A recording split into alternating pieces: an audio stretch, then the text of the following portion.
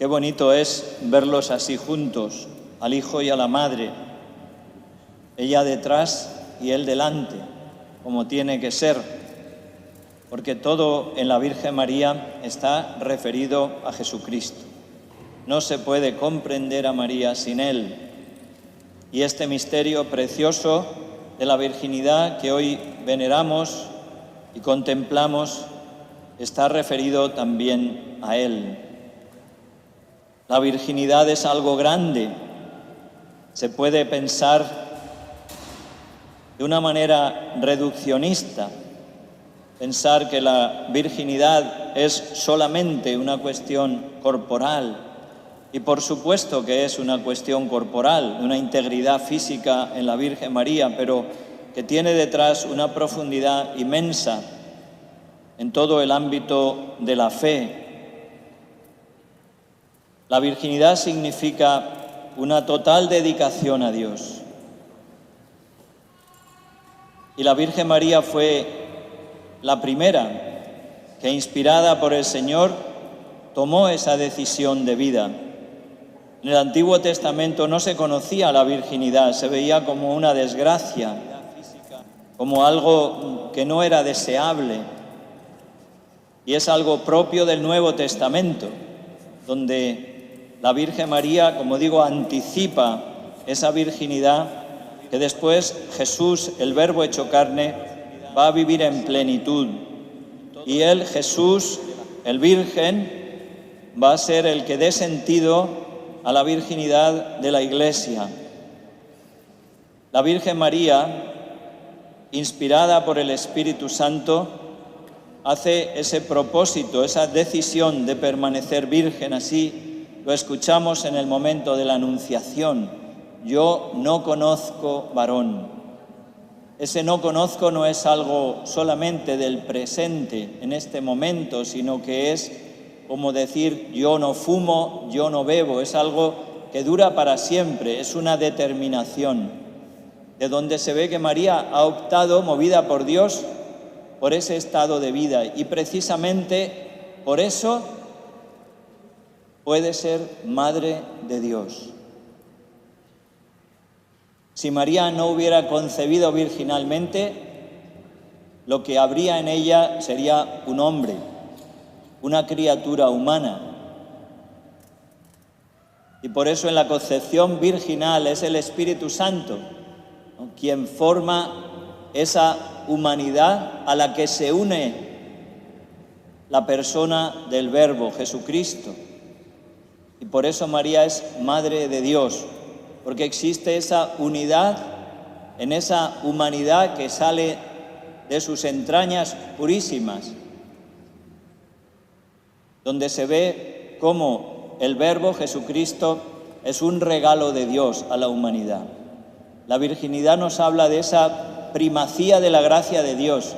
El hombre no podía salvarse a sí mismo, y a través de la virginidad de María vemos claramente que Jesucristo es un don de Dios, es un regalo de Dios a la humanidad. El Redentor es el don de Dios a la humanidad, un Salvador.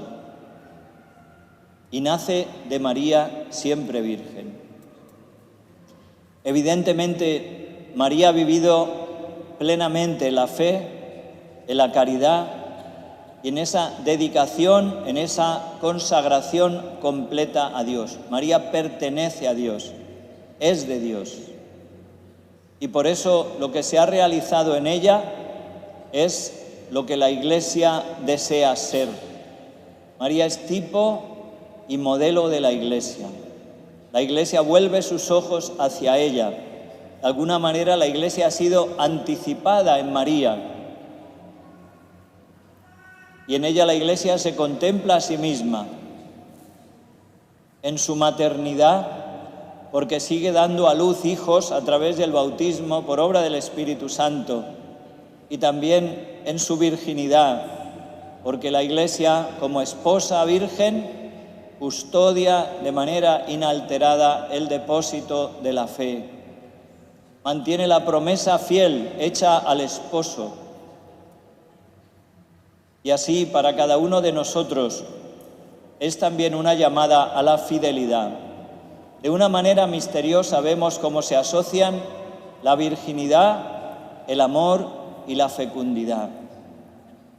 Y precisamente la Iglesia será más fecunda cuanto de una forma más fiel permanezca y conserve su virginidad, su pureza en la fe. Es verdad que esa virginidad el Señor la ha regalado a la Iglesia y la hace visible en algunas personas que han sido llamadas por Él. Esto es muy importante verlo, ¿verdad? La virginidad no es una opción que nosotros hacemos, es un don de Dios. Nadie lo entiende, solo aquellos a quienes les ha sido dado. Es un don de Dios. No se trata de una elección personal, donde uno dice, yo elijo, no. Yo soy más generoso y hago esto. Si uno lo hiciera como una opción propia, no podría vivirlo, no podría perseverar, porque es solo la gracia divina la que hace posible ese don, ese carisma de la virginidad. Cada persona lo recibe de Dios y tiene que responder, eso sí, a esa gracia y conservarla. Pero en definitiva, tenemos que ver cómo todos los hombres estamos llamados en la vida eterna a esa virginidad entendida a una unión personal y única con Jesucristo. El Señor lo dice en el Evangelio, ¿verdad? Cuando le preguntan sobre los saduceos, ese ejemplo de esa mujer que estuvo casada con 7 maridos y al final de quién será esposa. El Señor dice, en el cielo no hay ese matrimonio. En el cielo el matrimonio, que es sacramento, no existirá, porque existe la realidad, que es la unión de cada persona con Jesucristo. Unos caminan hacia esa unión con Cristo a través del sacramento del matrimonio. Se encuentran con Cristo a través del esposo o la esposa, que es un signo visible de Cristo esposo. Y los vírgenes, los célibes, se encuentran y viven ya en esta tierra lo que será el cielo. Y de esa manera hacen también visible lo que será la eternidad, hacen visible lo definitivo. Y si viven fielmente, son también para sus hermanos como un signo, un cartel, un signo que apunta hacia la vida eterna y que nos recuerda que esta vida es transitoria y pasajera y nos recuerda lo que será definitivo.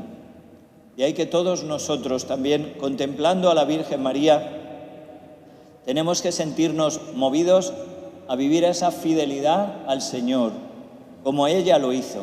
Es verdad que la virginidad de María en esos 3 momentos, la concepción virginal, el parto virginal y ese conservar la virginidad para siempre después del parto, hay como 2 momentos, ¿no? Los 2 primeros, la concepción virginal y el parto virginal, son un regalo de Dios a María, donde en el nacimiento virginal de Cristo, dice la liturgia, Él no menoscabó la integridad de su madre, sino que la santificó. Al nacer de ella la consagra su templo, la integridad de su carne, como templo de Dios para siempre, como un tabernáculo precioso donde se ha encerrado la presencia del Altísimo. Por eso María Virgen es el nuevo arca de la alianza, el lugar del encuentro con Dios. Pero después, en esa virginidad después del parto, es María la que responde, es María la que con fidelidad conserva esa gracia recibida, no la minusvalora, no la pierde, sino que conserva puro su cuerpo íntegro como ese signo de su pertenencia total a Dios y de ese estar totalmente al servicio de su persona y de la obra de salvación. Aquí está la esclava del Señor, hágase en mí según tu palabra. La virginidad es esa disponibilidad, esa entrega total, sin límites, al proyecto de Dios sobre ella. Y por eso es la colaboradora, ¿no? La corredentora, la que ha estado unida al Hijo en el misterio de la salvación. La tierra virgen de la que Dios, por el Espíritu Santo, ha sacado el nuevo Adán, la cabeza de esa humanidad nueva, redimida, en la que los hombres podemos participar de la vida divina. Muy bien, pues, como toda la vigilia y todas las oraciones también son tan ricas, no voy a decir más.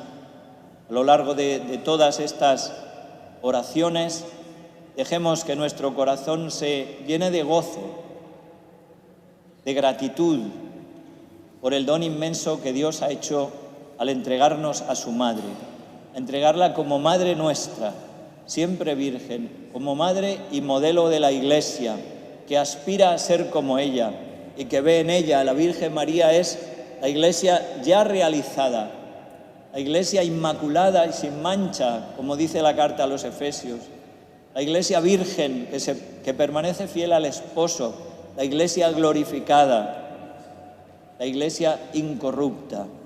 Incorrupta porque no ha tenido pecado y es inmaculada, incorrupta porque conserva su integridad en el parto, incorrupta porque su cuerpo no conoció la corrupción y ha sido asunta al cielo en cuerpo y alma.